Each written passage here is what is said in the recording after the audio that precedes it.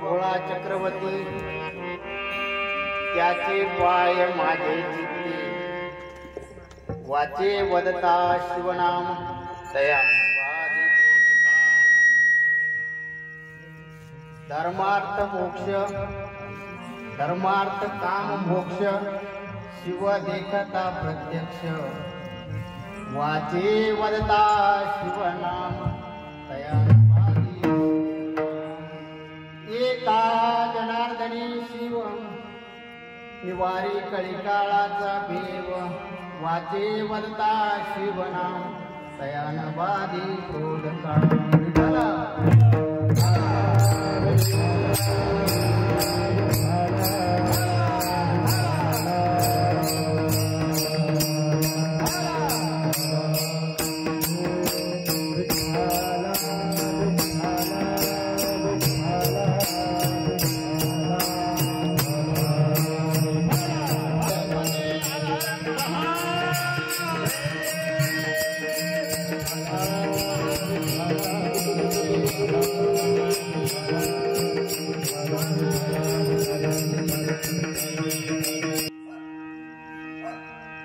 शिव भोळा चक्रवर्ती त्याचे पाय माझे चित्ती वाचे वदता शिवनाम दयानवादी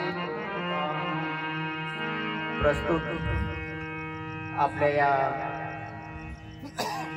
गेल्या 30 वर्षापासून चालत असलेला आपला हा अखंड हरिनाम सप्ताह आणि त्यातली ही 5व्या दिवसाची कीर्तन सेवा आणि तुमच्या संत मायबापांचा दर्शनाचा योग माझ्या पामरात आज झाला. सर्वांच्या चरणावर नतमस्तक होऊन सर्वांच्या हृदयामध्ये विराजमान असलेल्या माझ्या भगवान शिवजींना नमस्कार करून कीर्तन रूपी सेवेसाठी आपण सुरुवात करूया. विठ्ठल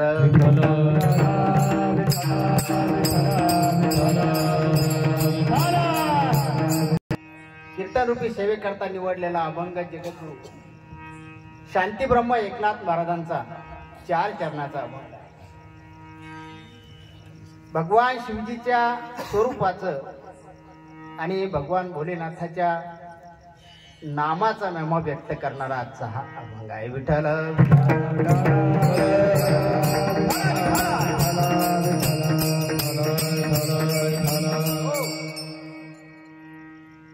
परम पूजनीय वैकुंठवासी रंगनाथ महाराज उगले यांच्या पदस्पर्शानं पावन झालेली ही भूमी आणि योगायोग असा की त्या भूमीवर आजच्या या कीर्तनरूपी सेवेचा योग माझ्या भाग्याला आला. हे बाबाजीच्या चरणी नतमस्तक होतो. बरेच दिवस बाबाजीने इथे कथेचा कार्यक्रम असायचा. लहरीदास महाराज असं त्यांचं नाव होतं. ज्ञानी एवढे होते, खूप काही ज्ञान होतं. तुम्ही सर्व मंडळी त्यांच्या सानिध्यात आलेली आहे, त्यामुळे तुम्हाला सगळं माहितीच आहे. कीर्तनरूपी सेवेला आपण सुरुवात करू. वक्रतुंड महाकाय सूर्यकोटी समप्रभा निर्विघ्नं कुरु मे देव सर्व कार्य सर्वदा गजानन महाराज जय. मनोजवं मारुततुल्यवेगं जितेन्द्रियं बुद्धिमतां वरिष्ठं वातात्मजं वानरयूथमुख्यं श्रीरामदूतं शरणं प्रपद्ये. गुरुर्ब्रह्मा गुरुर्विष्णु गुरुर्देवो महेश्वरा गुरुर्साक्षात् परब्रह्म तस्मै श्री गुरुवे नमः. ज्ञानमूलं गुरुर्मूर्ति पूजामूलं गुरुर्पदं मंत्रमूलं गुरुर्वाक्यं मोक्षमूलं गुरुकृपा. अखण्डमण्डलाकारं व्याप्तयेनं चराचरं तत्पदं दर्शितं येन तस्मै श्रीगुरुवे नमः. त्वमेव माता च पिता त्वमेव त्वमेव बन्धु च सखा त्वमेव त्वमेव विद्या द्रविणं त्वमेव त्वमेव सर्वं मम देव. ब्रह्मानन्दं परमसुखदं केवलं ज्ञानमूर्ति द्वन्द्वातीतं गगनसदृशं तत्त्वमस्यादिलक्षणम् एकं नित्यं विमलं चलं सर्वादिसाक्षिभूतं भावातीतं त्रिगुणरहितं सद्गुरुतं नमः. सद्गुरुतं नमः. सद्गुरुतं नमामि. स्वयं प्रकाश महाराज की जय. महायुगपीठे तटे भीमरत्या वरं पुण्डरीकायं दातुं मुनिं समागत्य तिष्ठम् आनन्दखण्डं परब्रह्मलिङ्गं भजे पाण्डुरङ्गकारू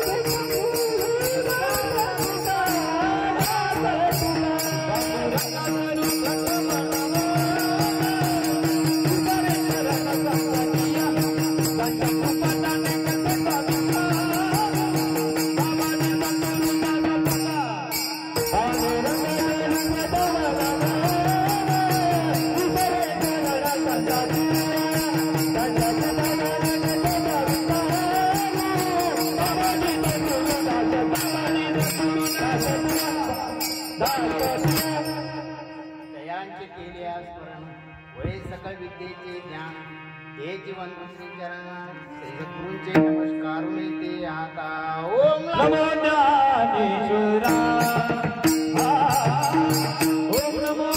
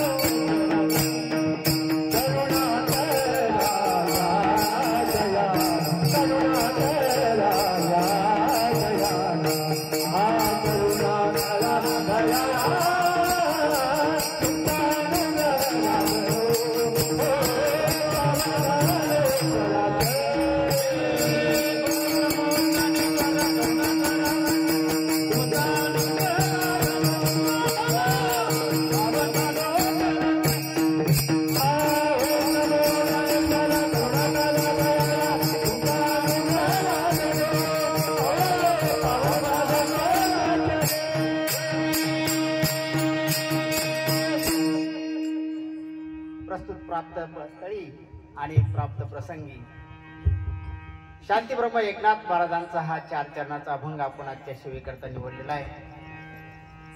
तद्वतच आजच्या या भगवान हनुमंतरायाच्या सानिध्यामध्ये आणि पांडुरंग परमात्म्याच्या सानिध्यामध्ये आपला हा गेल्या 30 वर्षापासून हा उत्सव इथे साजरा होतो. फार भाग्याची गोष्ट आहे महाराज.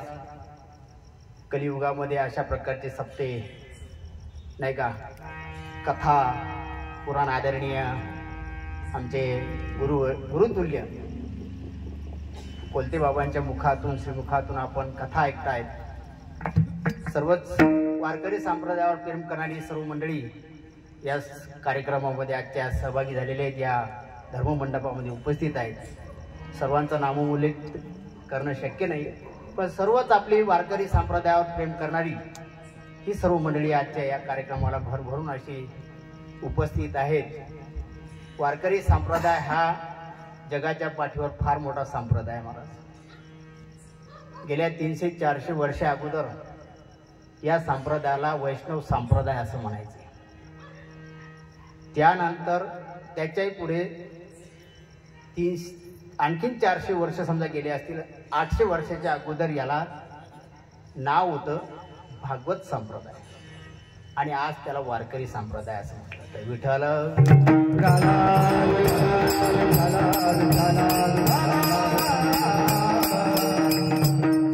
आजच्या या कार्यक्रमाला आमचे परममित्र हनुमंत महाराज, शिरूरजी महाराज वगैरे सर्व मंडळी, सर्वच आपल्या या वारकरी संप्रदायावर प्रेम करणारी मंडळी उपस्थित आहेत. आणि भगवान हनुमंतरायाच्या सानिध्यामध्ये आपण असल्यामुळे त्यांचं सुद्धा आपल्याला स्तुती करणं अगत्याचं सरण आहे. हे दुःख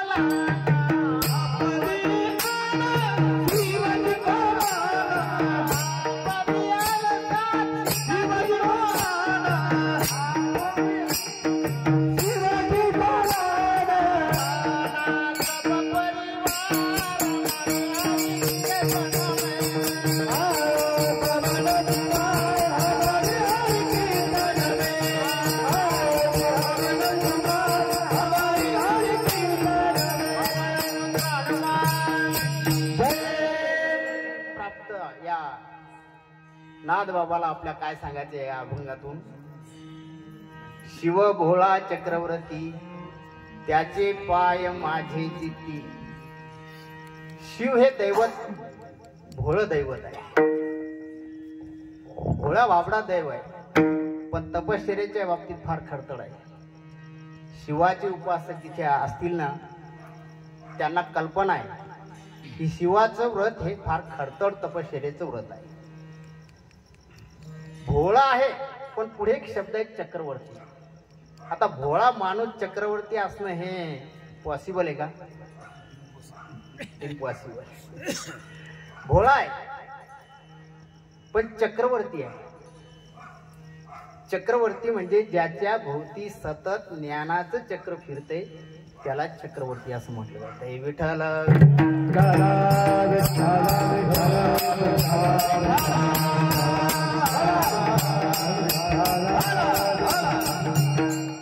दुसरा कडवामध्ये सांगतात, वाचे वदता शिवनाम तयान बाधी मुखाने शिवाचं नाव घेणं. मुखात जर शिवाचं नाव आलं तर त्या माणसाला काम आणि क्रोध त्याच्या जवळच येत नाही. काय काम क्रोध येईलच कसा? भगवंताचं नामस्मरण जर माणसाच्या मुखामध्ये असेल तर काम क्रोध येणारच नाही, नाही का?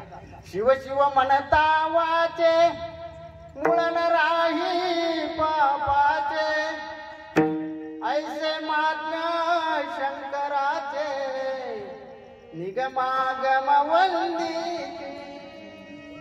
शिवाचं नाव मुखात असलं म्हणजे काम आणि क्रोध आपल्याला झडपणारच नाही. तिसऱ्या कडव्यामध्ये सांगतात, धर्मार्थ काम मोक्ष 4 पुरुषार्थ आहेत आणि या पुरुषार्थासाठीच आपल्याला हा सगळा अट्टहास करायचा, नाही का? सप्ताह असेल, पारायण असेल, कथा असतील. धर्म पहिला अर्थ आहे, अर्थ नंतर धर्म, अर्थ, काम, मोक्ष. मोक्षाच्या मार्गाला जाण्याकरता हे 4 पुरुषार्थ करणं गरजेचे आहे. आणि या 4ही पुरुषार्थाचं मूर्तिमंत उदाहरण जर असेल तर भगवान शिवजी आहे. तिसऱ्या कडव्यामध्ये सांगितलं. आणि शेवटच्या कडव्यामध्ये नाथ बाबा सांगतात की एका जनार्दनी शिव. एका म्हणजे एकनाथ महाराजांना त्यांचे सद्गुरू जनार्दन स्वामी आवडीनं एका म्हणायचे. मुलाचं नाव जर असलं, समजा एखादा भागवत नाव असेल तर आपण त्याला भागा म्हणतो, नाही का? तसं एकनाथ महाराजाला जनार्दन स्वामी एका नावाने हाका मारायचे. एका जनार्दनी शिव निवारी कळी काळा. या कळी काळाची भीती आहे माणसाला, अशी या 4 कडव्याचा सरळ सरळ अर्थ आहे. यथामती यथा वेळेत आपण त्याचं काहीसं चिंतन करण्याचा प्रयत्न करणार आहोत. विठ्ठल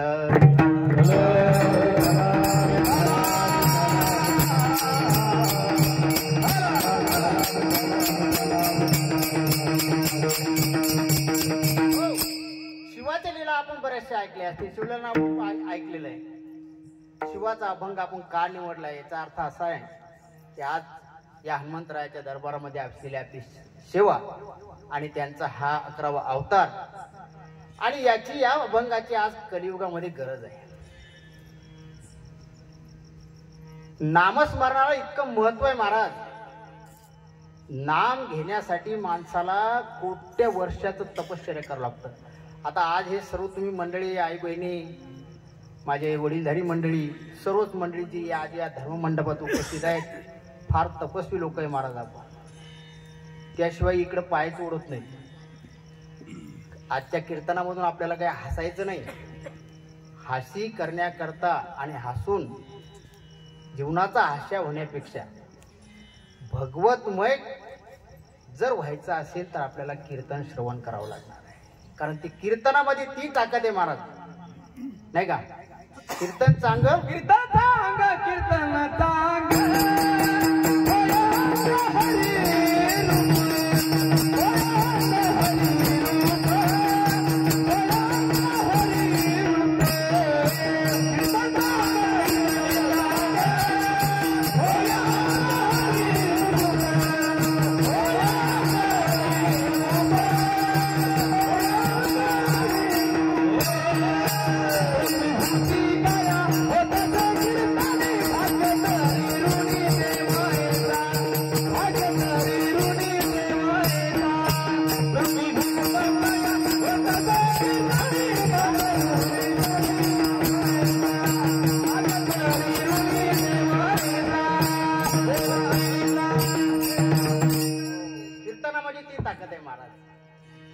अंग हरिरूप करून घेणे, या देहाला पावन करून घेणे ही त्या कीर्तनामध्ये ताकद आहे. कीर्तनात आणखीन कोणती ताकद आहे? एकदा गोरोबा काकाचं थोडस चरित्र त्या स्पर्श करून जो भक्त आपण त्याला फार खोलात जायचं नाही.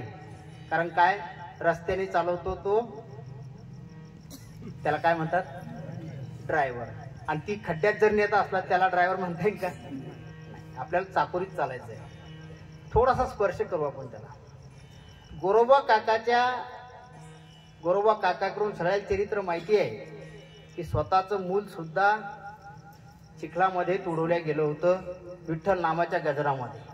एवढे देहभान झाले होते महाराज गोरोबा काका. पत्नी आली, पत्नीनं काय 2-4 शिव्या द्यायच्या त्या देऊन टाकल्या. गोरोबा काकाला राग आला, स्वतःला शिव्या स्वीकार केल्या. पण गोरोबा काकाची पत्नी पांडुरंगाला शिव्या द्यायला, काय वेळ लावलं म्हणे. मग त्या शब्द वापरला तिथे, आपण वापरू नये. आपल्या वाणीत ते शोभणार पण नाही. कारण भगवंताला काळ्या म्हणणं शोभन का आपल्या वाणीतून? नाही. गोरोबा काकाच्या पत्नीने म्हणला, गोरोबा काकाने धाडकन मारायला निघले.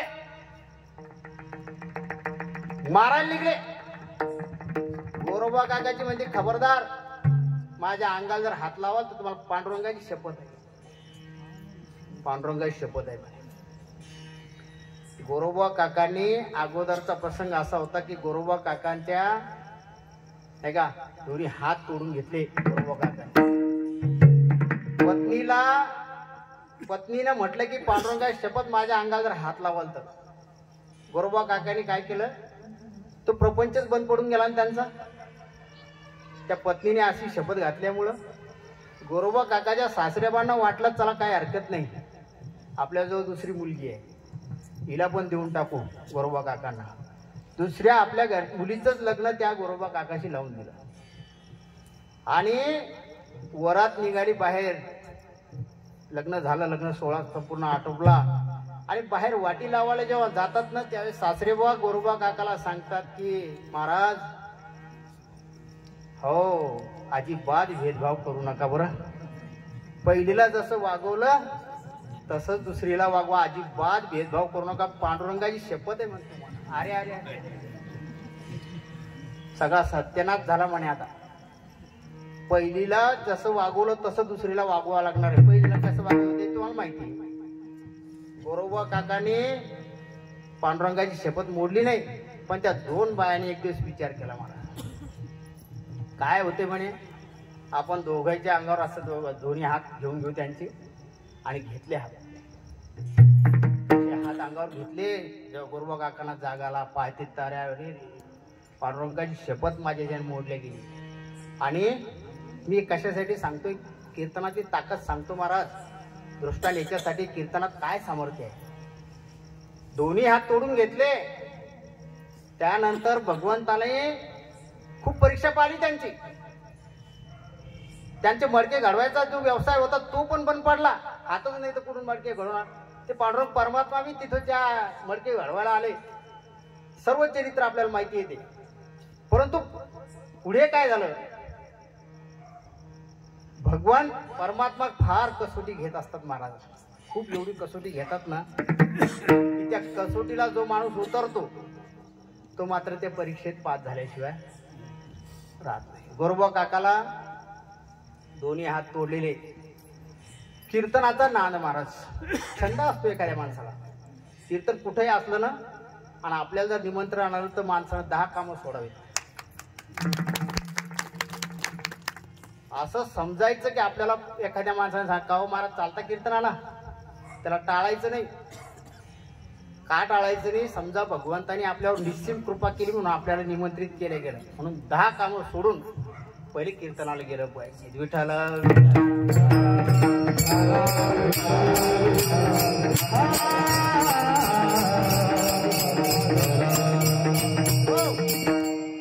कीर्तनाला बसले. आता कीर्तनामध्ये काय काय करावं लागतं? काहीच करायचं काम नाही. कीर्तन हे काही एकटीचे काम नाही, सगळ्या मिळून केलेली भक्ती त्याचं नाव आहे कीर्तन. सगळ्यांनी केलेली आणि सगळे अवयव त्यात लावणं त्याला कीर्तन सेवा असं म्हटलं. कान असतील, हात असतील. विठ्ठल विठ्ठलचा गजर झाला की गोरबा काकांनी सगळे लोक टाळ्या वाजवायचे आणि गोरबा काका ते थोटकावर थोटकं मारायचे. असे तुटलेले हात होते, कापलेले स्वतःच्या हाताने असे थोटकावर थोटकं मारायचे. आणि काय गंमत झाली महाराज पांडुरंगाची कृपा की त्या थोटक्या हाताला सुद्धा हात फुटले.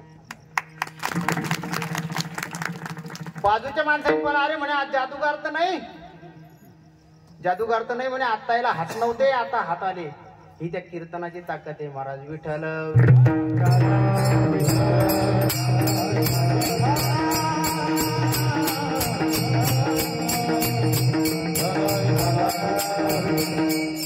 भगवान शिवजी भोळ दैवत आहे पण चक्रवर्ती आहे.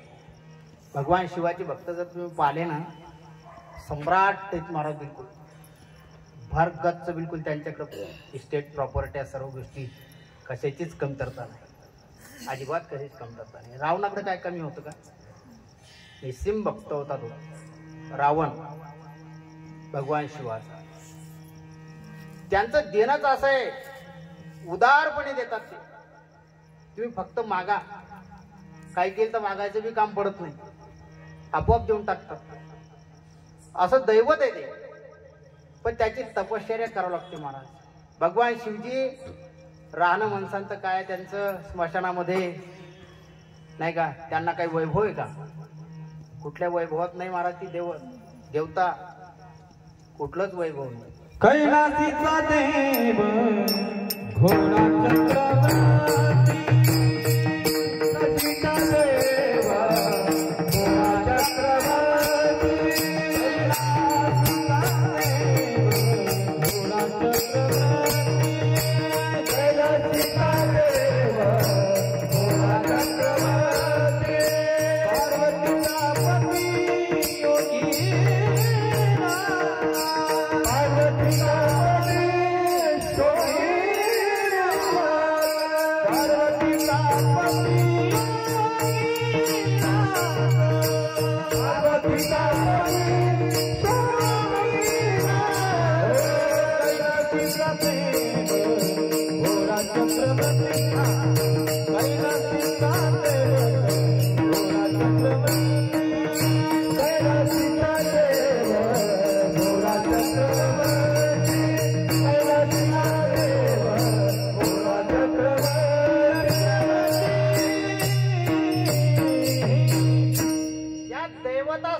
ज्ञान जागृत होतं महाराज.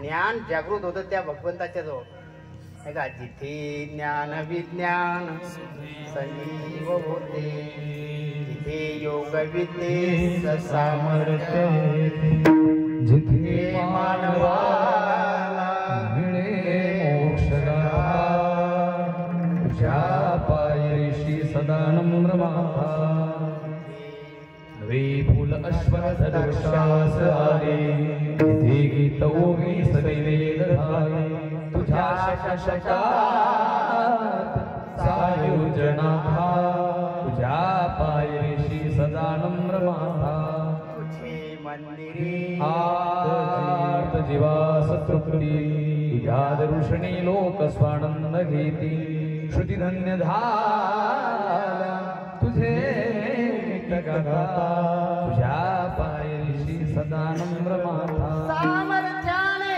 सामर्थ्याने गजाननाचा संकट जाई माघारा गण गण गणात मोठे मंत्रम झाले सजनारा सामर्थ्याने गजाननाचा संकट जाई माघारा गण गण गणात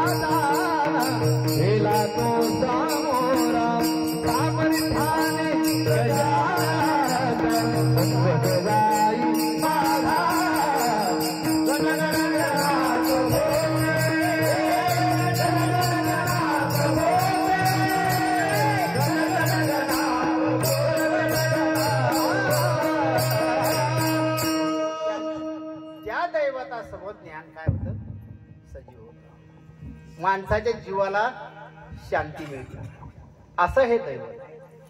भगवान शिवजी साधारण बाब नाही.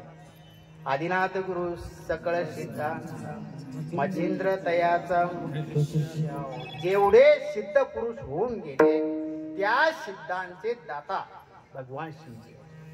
अजून एक आहे, या नवग्रहाचे स्वामी सुद्धा भगवान शिवजी आहेत. कोणाला जर एखाद्या बोवाबाजी करणाऱ्या माणसाने म्हटलं की महाराज एखादा अंगठा खडा घाला एखादा ग्रहाचा, नाही का, आपल्याला बरीचशे व्याधी असतात, प्रत्येकाच्या जीवनात व्याधी आहेत महाराज. आपण काय करतो, त्यांना म्हणतो महाराज सांगा बरोबर कोणता खडा घालायचा, तुमच्या राशीचा मी सुटवणार सांगतो, अमुक अमुक खडा तुम्ही वापरा. मग आपण तो वापरतो श्रद्धेपोटी, श्रद्धा आहे आपली ती, नाही का. पण भगवान शिवाच्या भक्ताने खडा बिडा काही घालायची आवश्यकता नाही. का नाही? कारण सर्व नवग्रहाचे स्वामी भगवान शिवजी आहे. आणि शिवाची एका आराधना केली की नवग्रह ऑटोमॅटिक राजी होणार. नवग्रहाला राजी करायचं काय काम पण नाही का. झाडाच्या मुळाला पाणी घाला, प्रत्येक पानापर्यंत पोहोचणार आहे. प्रत्येक पानाला पाणी द्यायची गरज नाही. आणि दुसरे एक आहे, हे जगाचे गुरु आहेत, जेवढे सिद्ध पुरुष आहेत त्यांचे गुरु आहेत भगवान शिवजी. शिवजी साक्षात गुरुचं स्वरूप आहे. आणि गुरुचा महिमा सुद्धा शिवजी कोणाला सांगतात, पार्वती मातेला सांगतात. भजन करा विठ्ठल.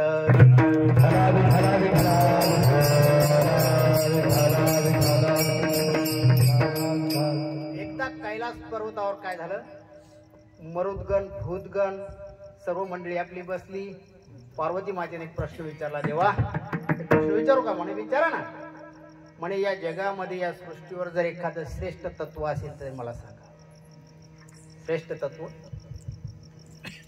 भगवान शिवजी म्हणाले, पार्वती माता ते सांगण्यायोग्य नाही म्हणे, ते सांगण्यायोग्य नाही, पण तू माझी अर्धांगिनी असल्यामुळे मी ते तुला सांगणार. आणि भगवान शिवजीने ते सांगायला सुरुवात केली. कुरुक्षेत्रावर अर्जुनाला उपदेश देत असताना जो संवाद तयार झाला त्याला भगवद्गीता असं म्हटलं जातं. आणि कैलास पर्वतावर पार्वती माता आणि भगवान शिवजी यांच्या मधला जो संवाद झाला त्याला गुरुगीता असं म्हटलं जातं. विठ्ठल.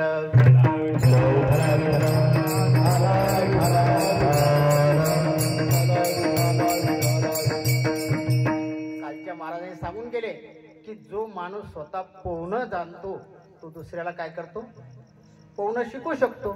पण गीतेमध्ये सांगतात, भगवद्गीतेमध्ये गुरुगीतेमध्ये की स्वयं तरतु न जानाति परम निस्तारेत कथम. म्हणजे स्वतः जर तरणं जाणत नाही तर तो दुसऱ्याला तारू शकतो का?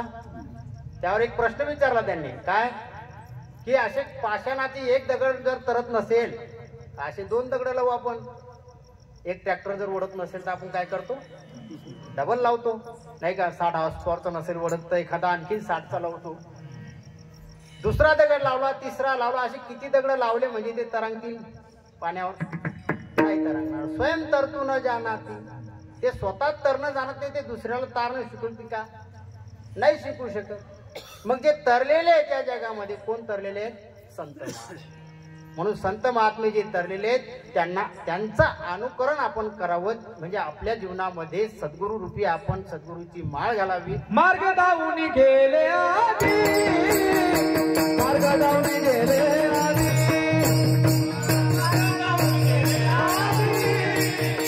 मार्ग दावून गेले आधी, दयानिधी संतते, दयानिधी संतते,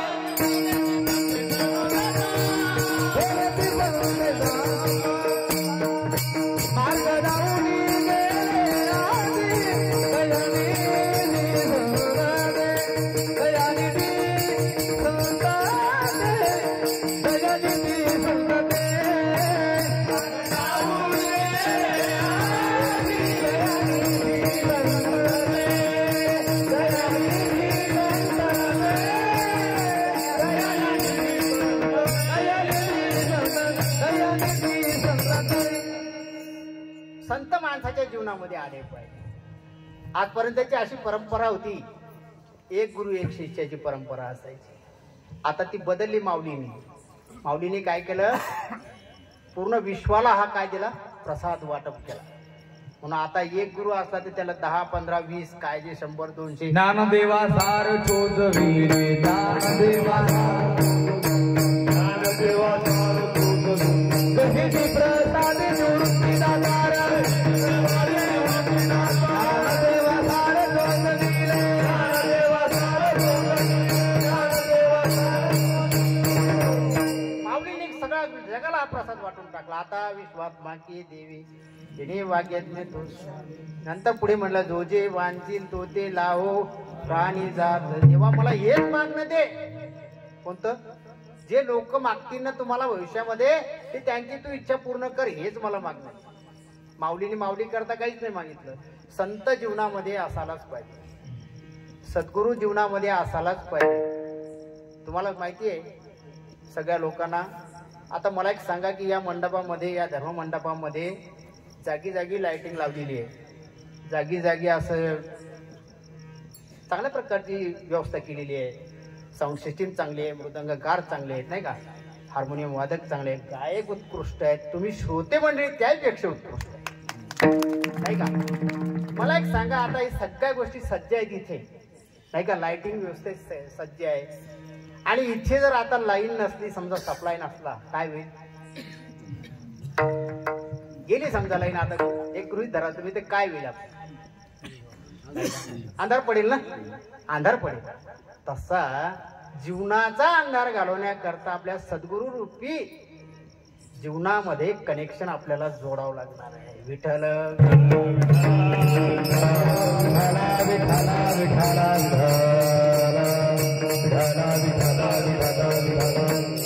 संत महात्म्याचे एकदा कनेक्शन आपल्याशी जुटलं, समाजाशी काही घेणं नाही आणि नातेवाईकाशी तर अजिबात घेणं राहत नाही महाराज. रक्ताच्या नात्यातला असो का सगळ्या स्वयरा असो, कोणाशी त्याचं काही आडत नाही आणि त्याचं म्हणजे त्याचं कामही काही गुतत नाही. पण एकाशी नातं असलं पाहिजे. आपला तो एक ते देवीना जीवा सुख नोहे, ते देवीना जीवा सुख नोहे, ते देवीना जीवा सुख नोहे, ते देवीना जीवा सुख नोहे. आपुला तो देव एक करून घ्यावा, आपुला तो देव एक करून घ्यावा, आपुला तो देव एक करून घ्यावा, आपुला तो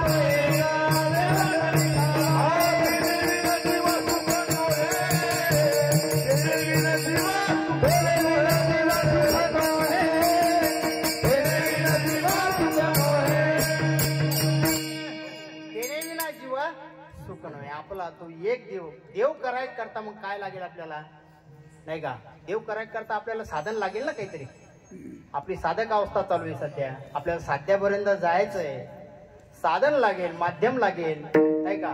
मग सद्गुरू रूपी माध्यम आपल्या हातात आलं की मग त्यांनी दिलेला जो उपदेश आहे आणि त्याचं वारंवार उच्चारण करत राहणं. तुका म्हणे तिथले आम्हा उच्चिष्टाचे भोजन, ते उच्चिष्टाचं भोजन आहे महाराज. सद्गुरु मुखातून आलेला जो आपल्याला इष्ट मंत्र मिळालेला आहे त्या गुरुदीक्षेच्या वेळेस त्याचं वारंवार उच्चारण करणं म्हणजे सद्गुरूचे उद्दिष्ट भोगणे खाण्यासारखे आहे. ताटात उरलेलं नाही, नाही का. ते जेव्हा आपल्या जीवनात उतरतं त्यावेळेस माणसाच्या जीवनामध्ये भगवत प्रकाश आल्याशिवाय राहत नाही. विठ्ठल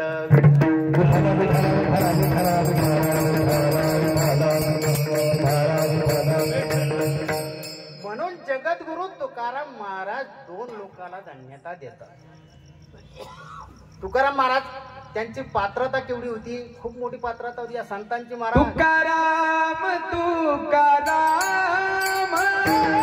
तुकाराम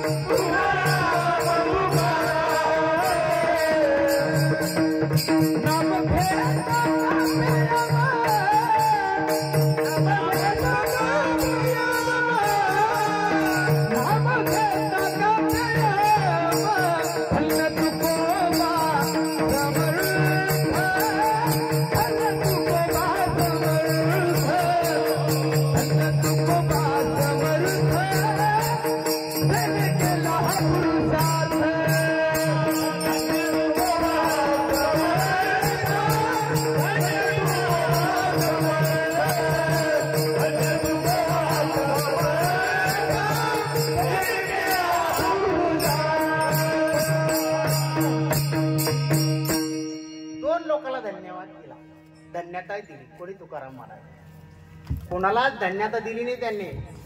एक आईसाहेब मुक्ताबाईंना एक धन्यता दिली आणि आपले सद्गुरू असणारे त्यांना सुद्धा धन्य धन्य सद्गुरु राव, धन्य धन्य सद्गुरु राव, धन्य धन्य सद्गुरु राव, धन्य धन्य सद्गुरु राव, धन्य सद्गुरु राव, धन्य धन्य धन्य धन्य सद्गुरु राव, धन्य धन्य सद्गुरु राव, धन्य धन्य सद्गुरु राव, धन्य धन्य सद्गुरु राव. माझ्या देवीला देव, माझ्या देवीला देव, माझ्या देवीला देव, माझ्या देवीला देव,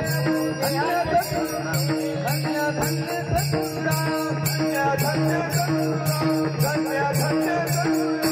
माझ्या देहाने देवळ केले, माझ्या देहाने देवळ केले, माझ्या देहाने देवळ केले, माझ्या देहाने देवळ केले. आत्मलिंगात स्थापिले, आत्मलिंगात स्थापिले, आत्मलिंगात स्थापिले, आत्मलिंगात स्थापिले.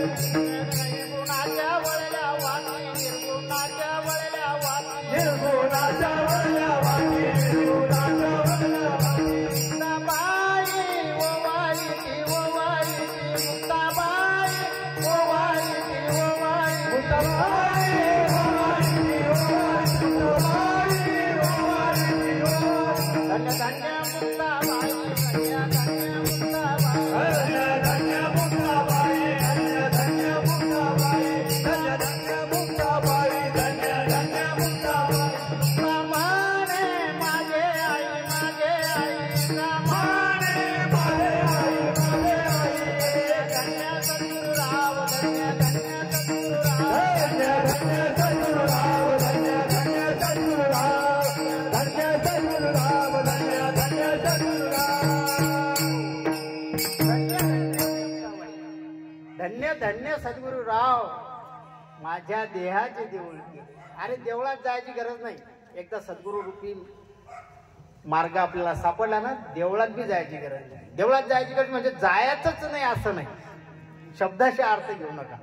श्री गुरु सारी खासता बाती रागा, श्री गुरु सारी खासता बाती रागा, श्री गुरु सारी खासता बाती रागा, श्री गुरु सारी खासता बाती रागा.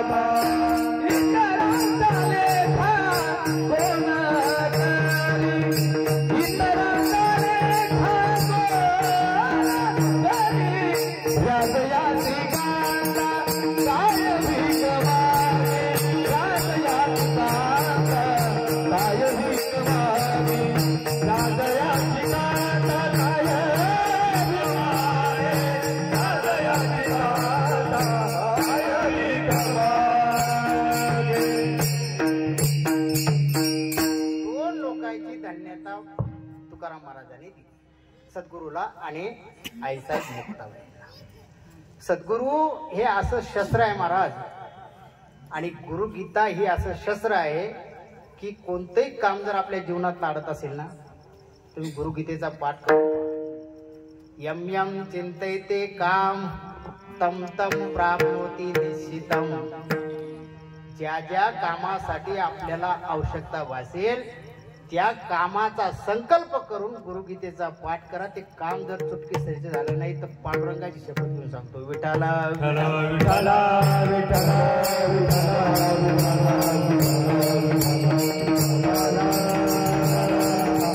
तो काय साधा संवाद नाही महाराज, भगवान शिवजीच्या मुखातले शब्द आहेत.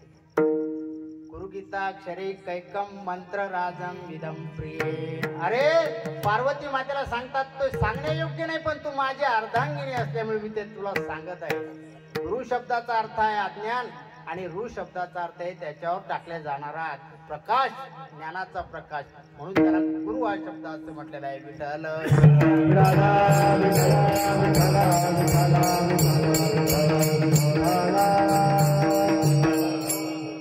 म्हणून हे शिवजी काय आहे, शिवजी जगाचे गुरु आहेत. त्या शिवाची भक्त काय केलं पाहिजे, आपण त्यांचे आराधना केली पाहिजे. आराधना करायची आणि त्यांचे चरण कुठे ठेवायचे, अभंगाच्या पहिल्या कडव्यात. शिव भोळाच्या अग्रवर्ती, शिव भोळाच्या अग्रवर्ती, शिव भोळाच्या अग्रवर्ती, शिव भोळाच्या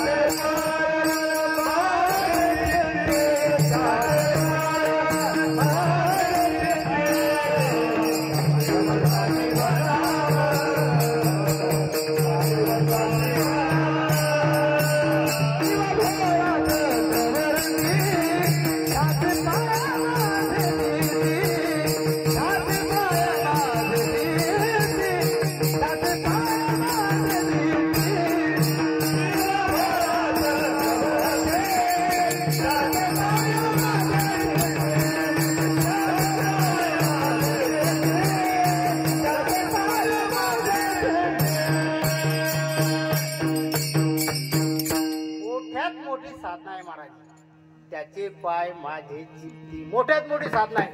साधन करायचं काम नाही, कोणतं एखादा नवस करायचं काम नाही, कुठल्याच गोष्टी करायचे काम नाही. फक्त भगवंताला नम्रतापूर्वक सकाळी आपली जेव्हा प्रार्थना होते ना, त्यावेळेस आवर्जून त्याला सांगा, देवा देवा हे देवा तुझे चरण माझ्या हृदयात ठेव. मोठ्यात मोठी साधना आहे मला. एवढी साधना आहे, तुम्ही करून तर बघा. एवढं नतमस्तक होऊन तर बघा त्या देवापुढं. त्याला एवढंच सांगा की देवा तुझे चरण माझ्या हृदयात असू दे. अरे हृदयात जर भगवंताचे चरण आले तर बाकीच्या गोष्टी या कचरापट्टी सगळ्या एका मिनिटात जळून जातील. तुम्ही विश्वनाथ, तुम्ही विश्वनाथ,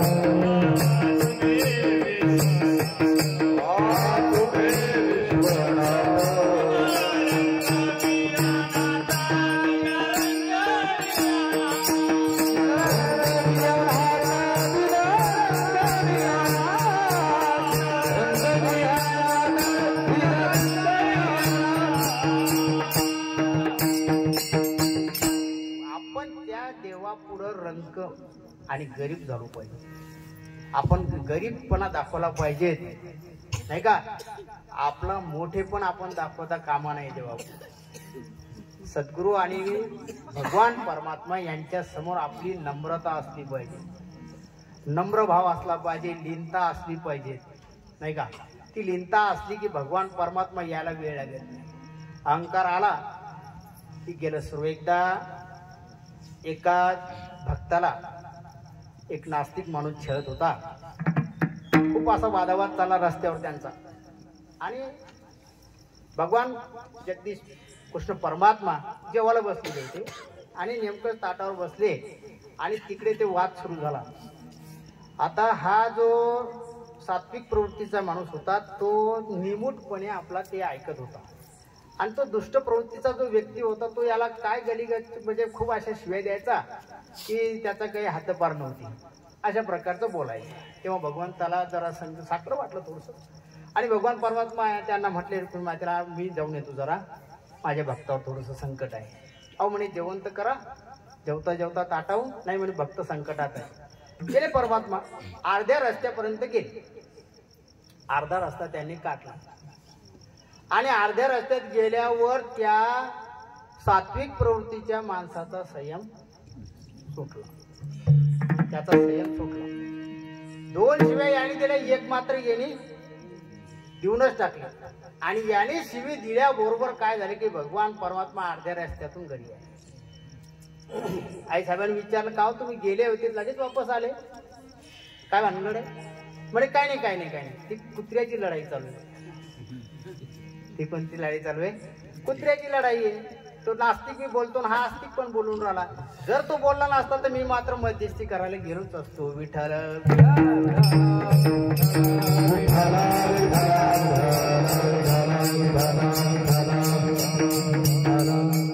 एक चांडाळी होती बा, चांडाळी मांसाहार करणारी. आपल्या इथे कोणी मांसाहार करणार नसेलच, कारण हा धर्म मंडप आहे. सगळ्याच्या गळ्यात पवित्र तुळशीच्या माळे असतील अशी आशाच व्यक्त करतो. नसतील तरी सर्वांच्याच आहे.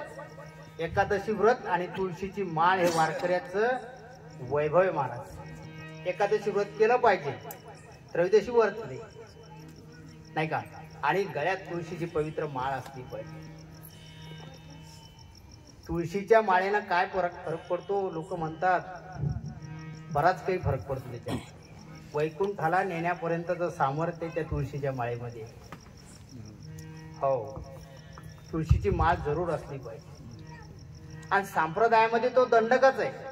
आपल्या वारकरी संप्रदायाची ती साधनाच आहे. तुळशी माळ गळा गोपी चंदनीला, तुळशी माळ गळा गोपी चंदनीला, तुळशी माळ गळा गोपी चंदनीला, तुळशी माळ गळा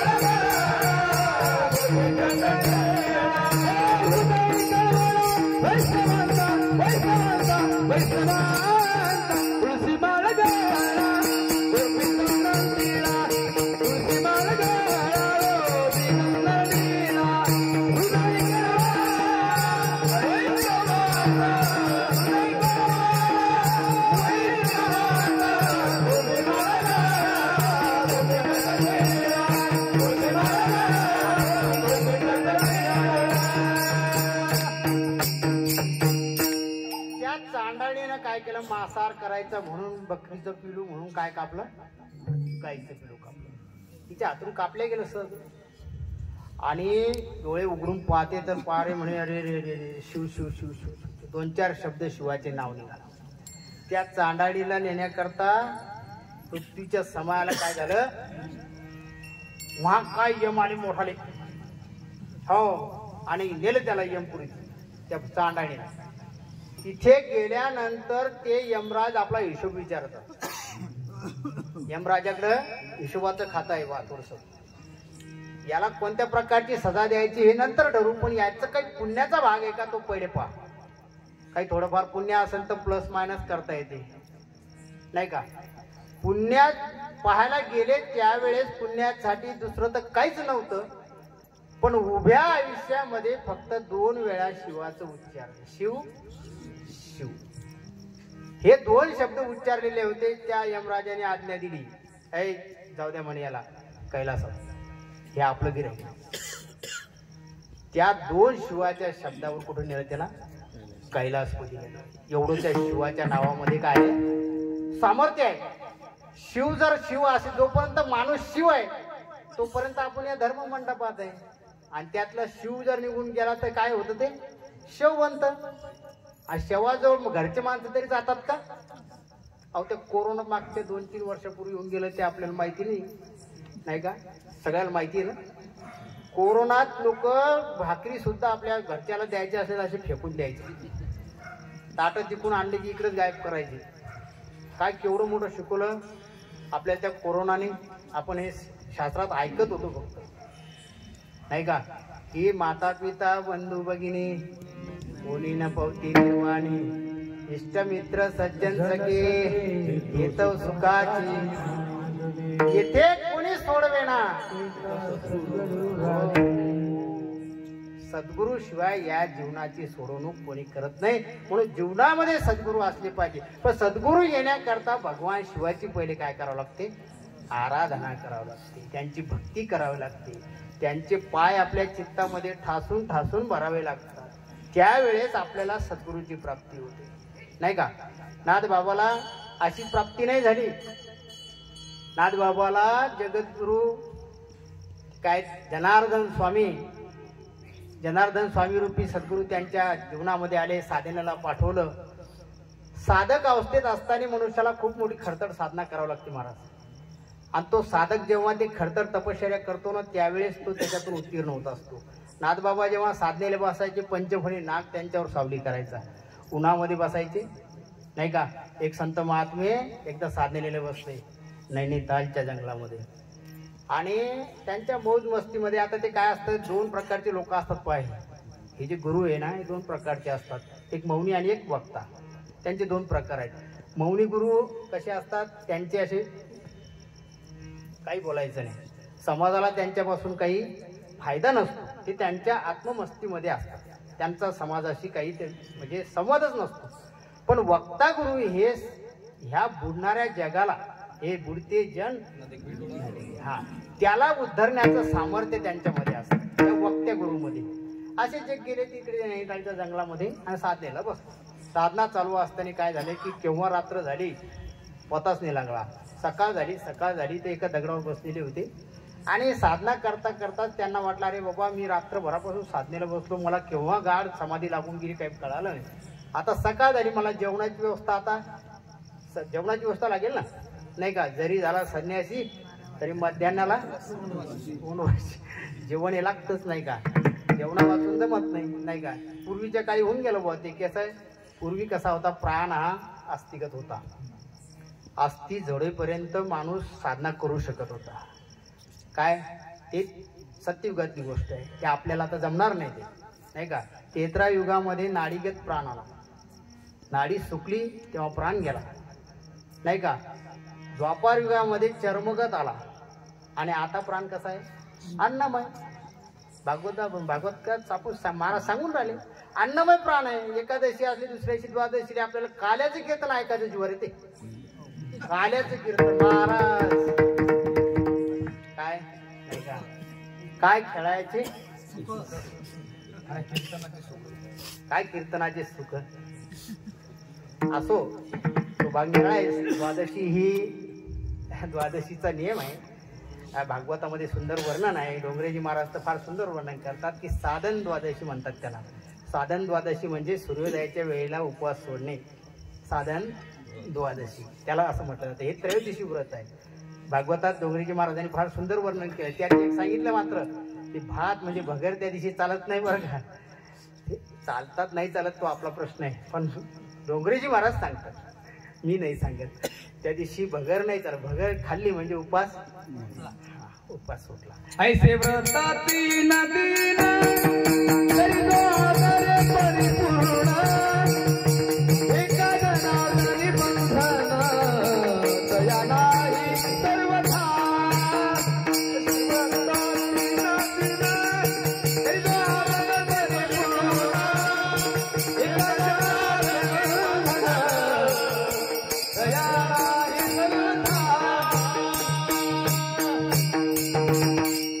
एकादशी आहे त्रयोदशी व्रत, म्हणून एकादशी जीवनामध्ये असली पाहिजे. वारकऱ्याच्या जीवनात जीव एकादशी असतात. भगवान शिवजी पहिले वारकरी होते, आपणच वारकरी अशातला भाग नाही. भगवान शिवजी हे पहिले वारकरी. एका जनार्दनी वैष्णव, एका जनार्दनी वैष्णव, एका जनार्दनी वैष्णव,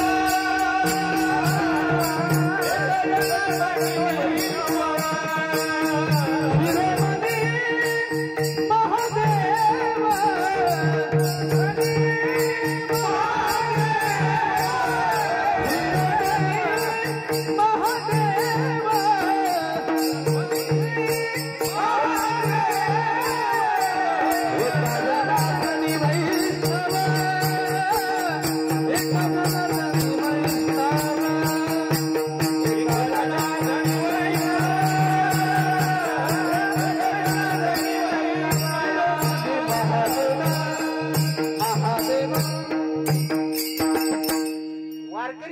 वारकरी भगवान शिवजी वारीला जायचे दरवर्षी.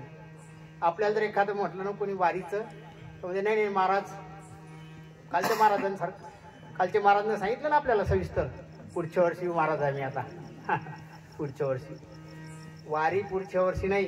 एका सम्राटाच्या घरी एक फकीर गेला होता. कशाला? भीक मागायला. सम्राटाच्या घरी याच्यासाठी गेला की 10 घरं मागण्यापेक्षा एक घर मागितलं तर जरा बरं भेटेल आपल्याला. सम्राटाच्या घरी गेला.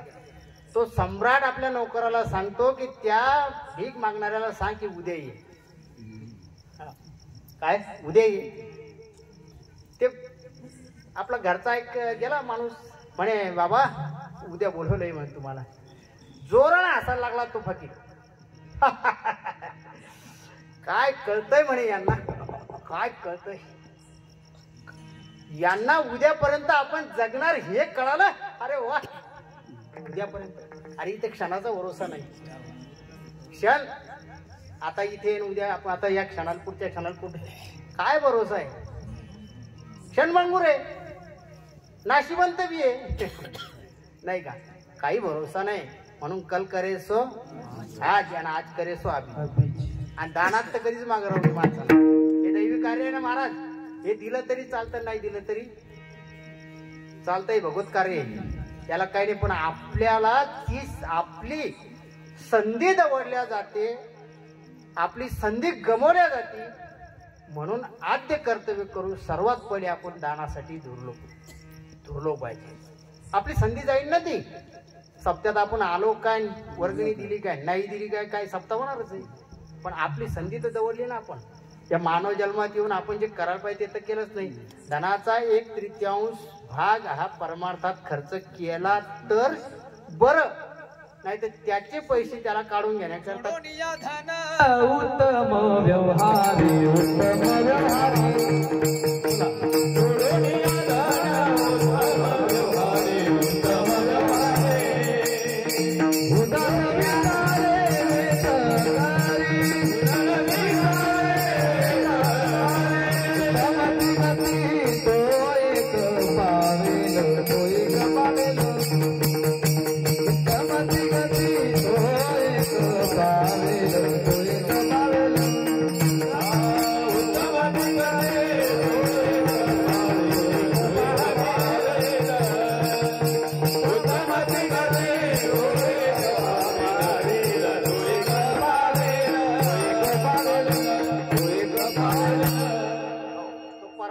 आपण खर्च केला पाहिजे. नाही तर मग दवाखाना आहे, कोर्ट आहे, कचेरी आहे, नाही का अनेक गोष्टी, अनेक आपल्या जीवनात पैसा नासाडी होण्याचे अनेक असे माध्यम आहेत आपल्या प्रपंचामध्ये. सर्व आपण प्रापंचिक लोक आहे. कसा पैसा जातो आपल्याकडून हे कळणार पण नाही. तो काढून घेतो, जात नाही तो परमात्मा त्याचा हिस्सा काढून घेतो. तुझ्या हाताने देत असला तर बरं बाबा, नाही तर मग मला काय करायचं तर मी पाहतोच तुझं, नाही का? तसे शिवजी हे वारकरी बी होते, वैष्णव पण होते. एकदा वारीला गेले. आई साहेबांना गावाच्या बाहेरच ठेवलं पार्वती मातेनं. नंदिकेश्वर घेतले, गणपतीराय घेतले, चालले आपले वारीमध्ये. आता गर्दी का कमी राहते का? नाही का? वारीत काही लोक जाण्याचं टाळतात. कशासाठी टाळतात? गर्दी महाराज, धक्के बुक्के बसतात, नाही का? धक्क्या बुक्क्यानं जे जमत नाही, त्याच्यापेक्षा आम्ही आता पुढच्या एकादशीला जाऊ. आता म्हणजे आषाढी संपल्यानंतरची एकादशी किंवा आदली एकादशी, त्याला दर्शन घेऊन येतात बिचारी. ती श्रद्धा आहे. ते काही देव काही कुठं पळून नाही जात म्हणा, परंतु श्रद्धा आहे. पण वारीचं महत्व अनन्यसाधारण आहे महाराज. त्या वारीमध्ये एवढी गर्दी, खूप गर्दी. पण एक विशेष आहे, आपली नाव जर धक्क्याला लागायची असली ना तर आपण धक्के बी खाल्लेच पाहिजे. विठ्ठल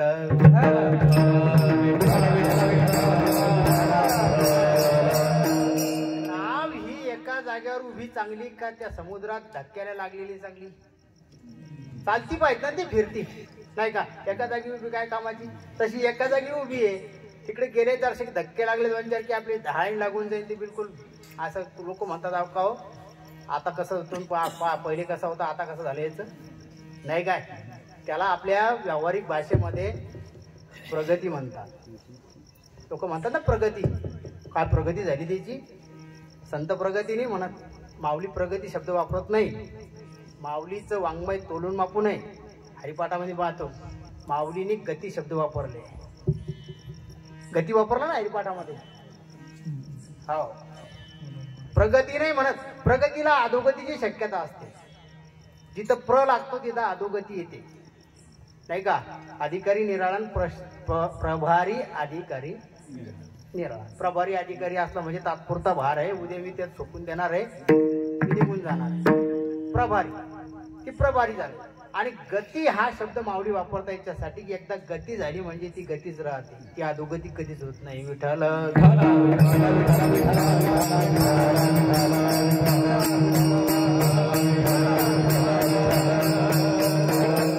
भगवान शिवजीने आपलं नंदिकेश्वर वाहन घेतलं, गणपती राया घेतले. चला म्हणे आपण पार्वती मातेला गावाच्या बाहेर ठेवलं.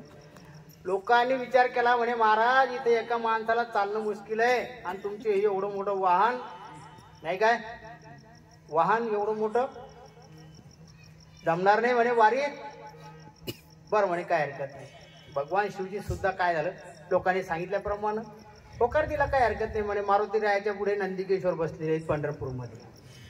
हा, एरवी ठिकाणी महादेवाच्या मंदिरासमोरच नंदी दिसतो, पण तिथे गेले की आपल्याला ते मारुती रायाच्या मंदिरासमोर नंदिकेश्वर पाहायला. पुढे दोघंच बापले का चालले.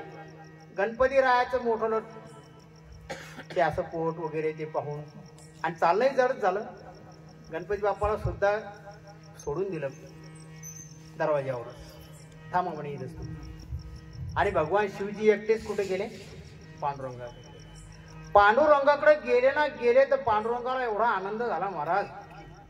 हो, एवढा आनंद झाला, एवढा आनंद की हरिहराची भेट होती महाराज.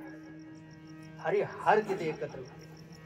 आणि भगवंताने पांडुरंग परमात्म्याने भगवान शिवजीला डोक्यावरच उचलून घेतलं, डोक्यावर उचलून घेतलं. वारीला येणारे सगळेच लोक आहेत, पण वारीला येणारे काही अनन्यसाधारण लोक भगवान शिवजी एक आणि तुकाराम महाराज. एकदा तुकाराम महाराजांची वारी एक चुकली होती. एकच वारी चुकली, अखंड वारी असते. आता वारी अखंड या शब्दाचा अर्थ लक्षात घ्या. अखंड हरिनाम सप्ताह, अखंड वारी. आता आपण सप्ताह अखंड आहे म्हणून आपण वर्षभर सप्ताह करत राहणार आहे का? नाही. त्याचा काय आहे, नियम आहे आपला. आपल्याला 7 दिवस हे आपण मार्गशीर्ष महिन्यातले पवित्र मासातले आपण दिवस बाजूला काढले आणि ते आपण पवित्र 7 दिवस आपण बाजूला ठेवले आणि नेहमी आपण हे करतो म्हणून त्याला आपण अखंड म्हणतो. ही वर्षानुवर्षाची आपली परंपरा आहे, नाही का. एखादा माणूस वारीला दरवर्षी एकदाच जातो, पण तो म्हणतो आम्ही नेहमी जातो. शब्द काय वापरतो तो, हा, नेहमीची वारी आमची महाराज, आमची लगेच जात वारी आहे, नेहमी हा शब्द वापरतो. नेहमी याचा अर्थ असा की त्याच्या त्या वारीमध्ये काय आहे, सातत्य आहे. कोणत्याही गोष्टीला सातत्य असलं पाहिजे. म्हणून नेहमी आपल्या सातत्य जर असेल तर भगवान परमात्मा प्राप्त होणं काही फार मोठी गोष्ट नाही. आणि देव करणे, देवा करता देवाची भेट होण्याकरता देवाच्याच मंदिरात जाणे नाहीचे, देव कळण्याकरता देवाकडे जायचं. विठ्ठल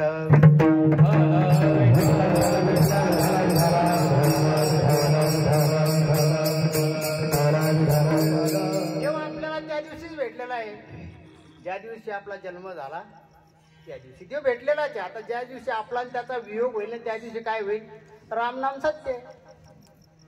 त्याचा आपला वियोग झाला की रामनाम सत्य. आता तो आपल्या सोबतच आहे, पण आपल्याला कळला किती जणांना, कळायला पाहिजेत ना. देव देव कळण्याची गोष्ट आहे, देव पाहण्याची गोष्ट नाहीये.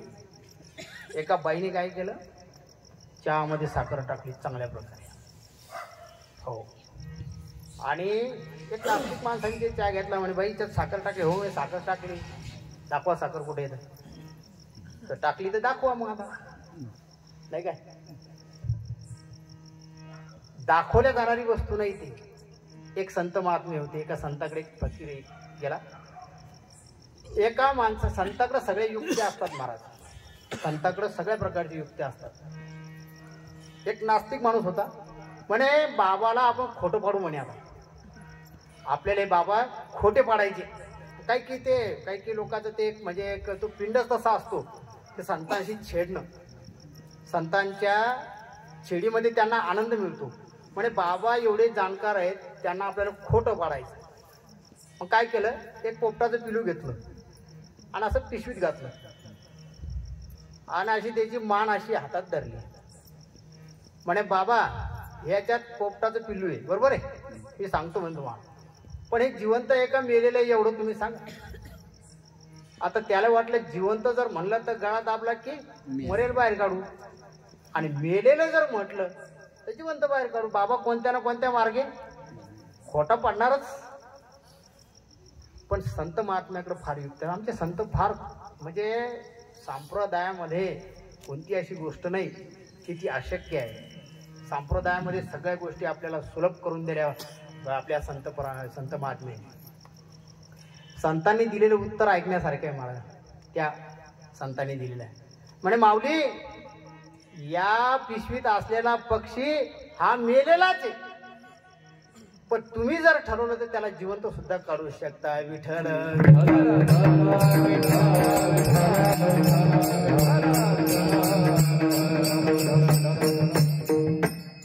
ज्या लोकांना कळलं त्यांना धन्यवाद बिचाऱ्यांना. सहज बोलाने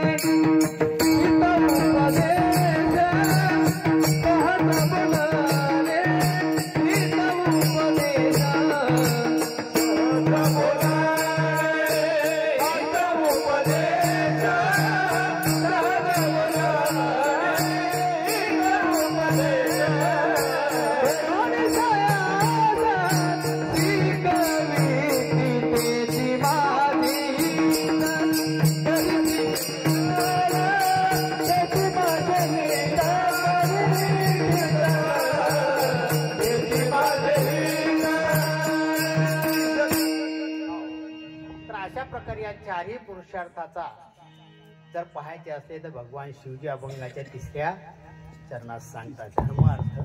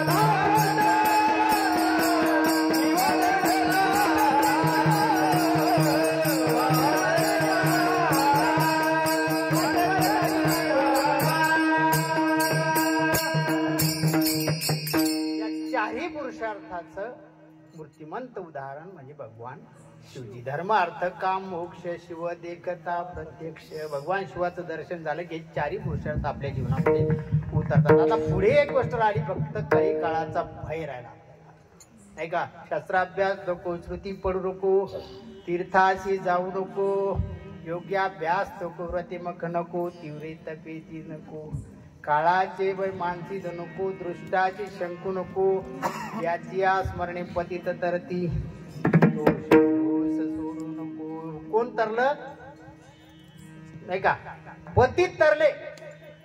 पतित पापी लोक, पुण्यवान लोकांची गोष्ट नाही, पापी जन तरले. आपल्याला भय झालेला आहे कोणता, त्या भवाचा. हे भवसागर आहे ना, हा त्या भवसागर तरुण जाण्याचा आपल्याला भय झालेला आहे आपल्या जीवाला. म्हणून कोणाला असं मरावंसं असं वाटतं का, नाही, आपल्याला भय येतो नाही का. संता लोकांचं कसं असतं, मरण माझे मरून गेले, मजला केले अमर, नाही का? आपल्याला भय झाला, कारण भय वाटणं बी साहजिकच आहे, कारण हा संसार सागर फार गहिरा आहे, गहन असा. तो तरुण जाणंच कठीण आहे आणि त्याची जी नदी ती बी फार गहन आहे. भाऊ नदीचे पाणी रे गड्या मोठे वडीचे भल्या भल्या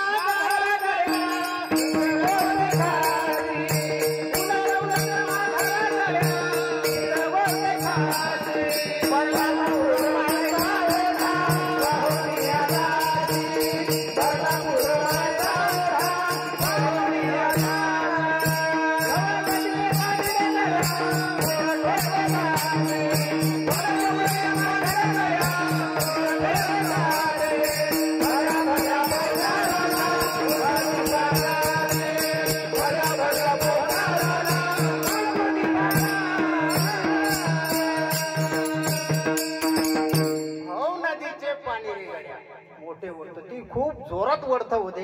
आपण असं वाहून गेलो त्याच्यात, प्रपंचातली मंडळी आपण वाहलो आपण. म्हणून वाहने आपल्याला जर तरायचं असेल तर आपण कोणाचा तरी आधार घेतला पाहिजे, आणि तो आधार म्हणजे भगवान शिवजी किंवा आपले असे मूर्तिमंत सद्गुरू, हे आपले गुरुचंच प्रतीक आहे. ते गुरुचा आपण जर आधार घेतला तर आपण शिवाचा यो गुरु सो शिवा ते गुरु. जे गुरु आहेत ते शिव आहेत, आणि जे शिव आहेत तेच गुरु आहे. गुरुगीता सांगते विठ्ठल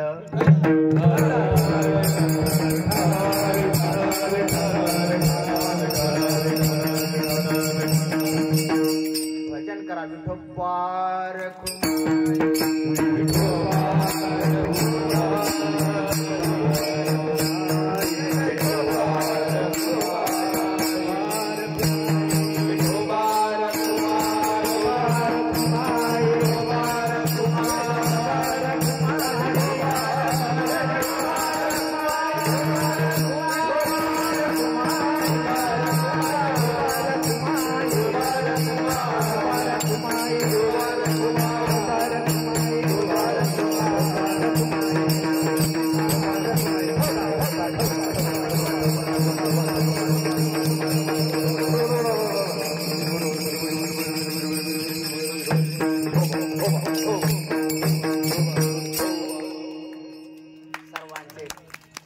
धन्यवाद सर्वांना.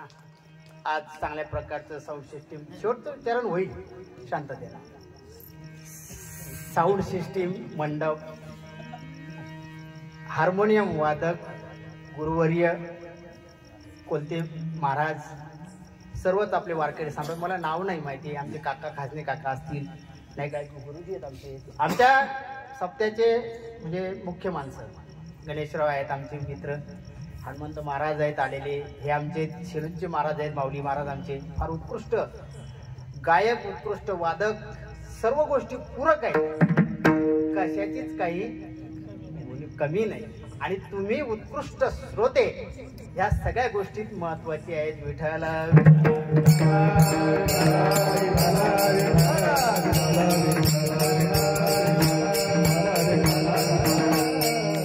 कळी काळाचा भेव शेवटच्या चरणामध्ये एका जनार्दनी शिव, एका जनार्दनी शिव, एका जनार्दनी शिव, एका जनार्दनी शिव, एका जनार्दनी शिव,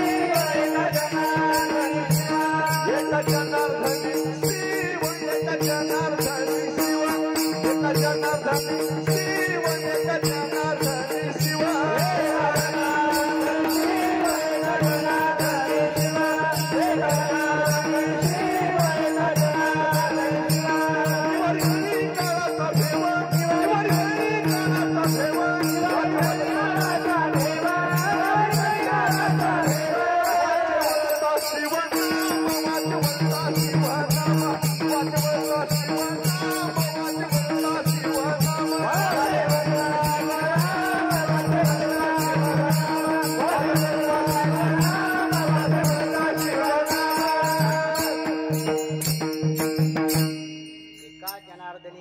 निवारी कळी काळाचा देव.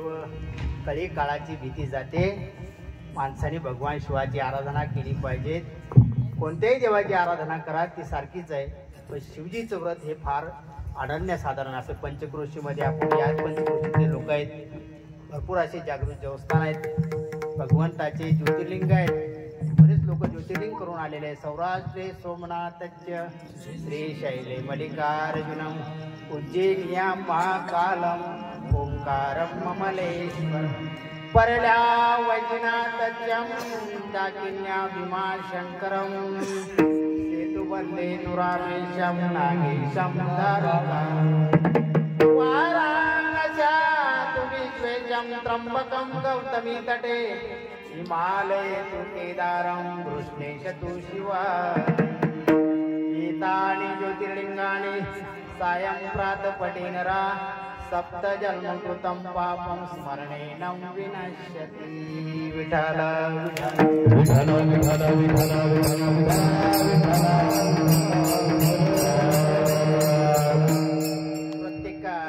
कीर्तनकार झाल्यानंतर आता काय होते की पिंगळ्याची आता प्रथा आली महाराज. ते आपले विशाल दादा आहेत ना, जेव्हा गाडीतून जातात त्यावेळेस लोक ते बारीक बारीक छोटे छोटे मुलं आपल्या आईला सांगतात की आई पिंगळा चालला बरं का. हा, त्या महाराजाचं नावच पिंगळा टाकून दिलं मला.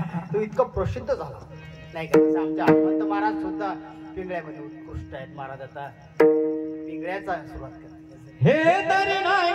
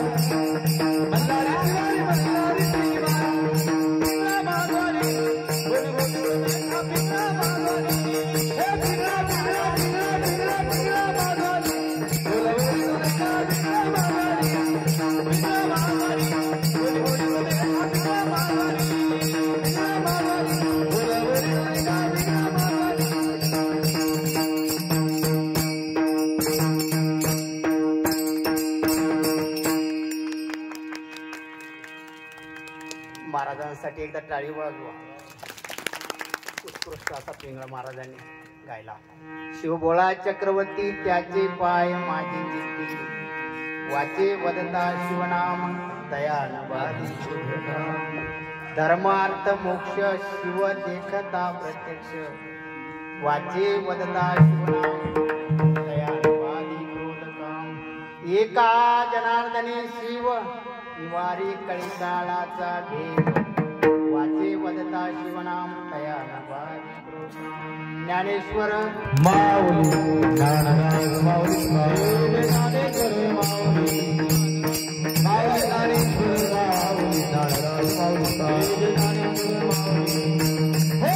कन कन में गण गणात होते श्री गजानन माऊली कन कन में गण गणात होते श्री गजानन अनंत कोटि ब्रह्मांड नायक श्री गजानन माऊली अनंत कोटि ब्रह्मांड नायक श्री गजानन माऊली श्री गजानन माऊली श्री गजानन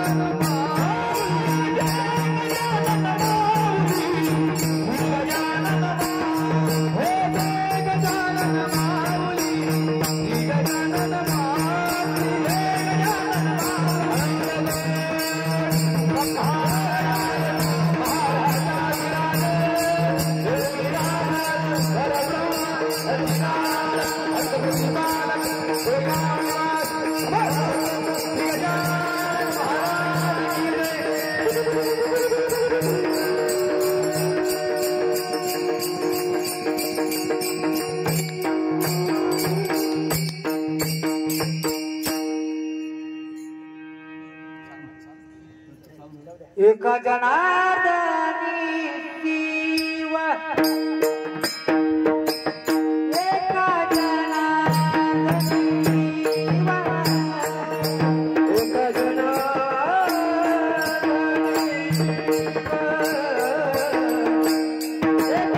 जनार्दनी शिव एक जनार्दनी शिव एक जनार्दनी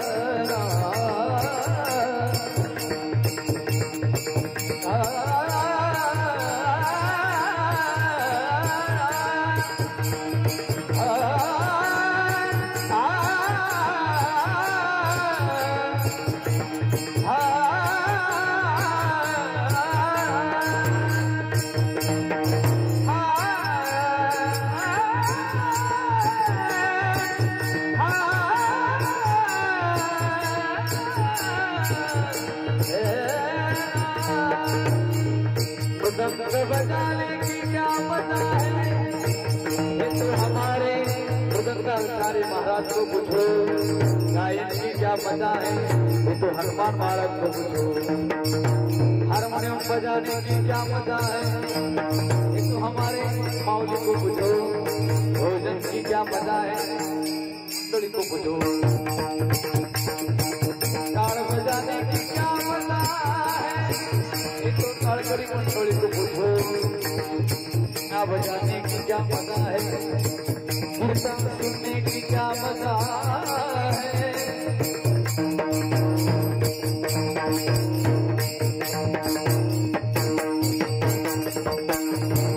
मिले सुर मेरा तुम्हारा, तो सुर बने हमारा। सुर की नदियाँ हर दिशा से बह के सागर में मिले। बादलों का रूप एक बरस हल्के हल्के।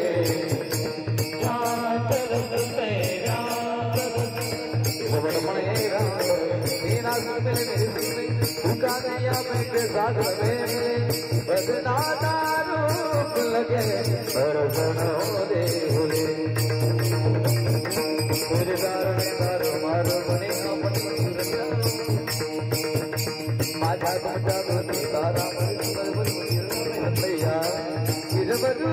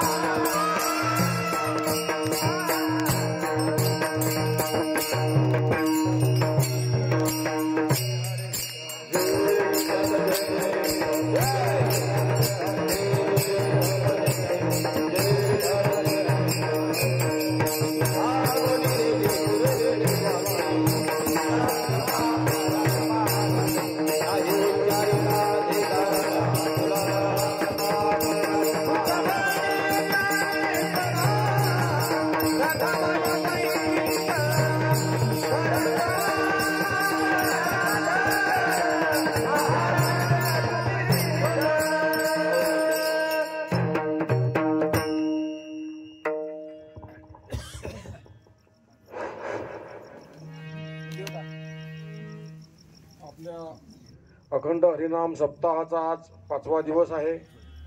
तर हरिभक्तपरायण श्री गणेश महाराज सपकाळ आपल्या कोलवड येथे राहणारे आहेत। तर त्यांनी आजचा जो हा आपला कीर्तनाचा जो कार्यक्रम आहे, शिव भोळा चक्रवर्ती त्याचे पाय माझे चित्ती, वाचे वदता शिवनाम तयान बाधी क्रोध काम, धर्म अर्थ काम मोक्ष शिवा देखता प्रत्यक्ष, एका जनार्दनी शिव निवारी कळीकाळाचा भेव। हे जे अतिशय सुश्राव्य अशा त्यांच्या शैलीमध्ये त्यांनी आजचं जे कीर्तन रूपी सेवा येथे सादर केलेली आहे, तसेच त्यांच्यासोबत आलेले श्री ज्ञानेश्वर माऊली यांनी त्यांच्या अष्टपैलू अशा स्वभावामुळे आणि अतिशय उत्कृष्ट असं त्यांनी मृदंग वाजवलेला आहे. त्यात तसेच त्यांची गायन शैली, त्यांची हावभाव करण्याची शैली अतिशय उत्कृष्ट आहे.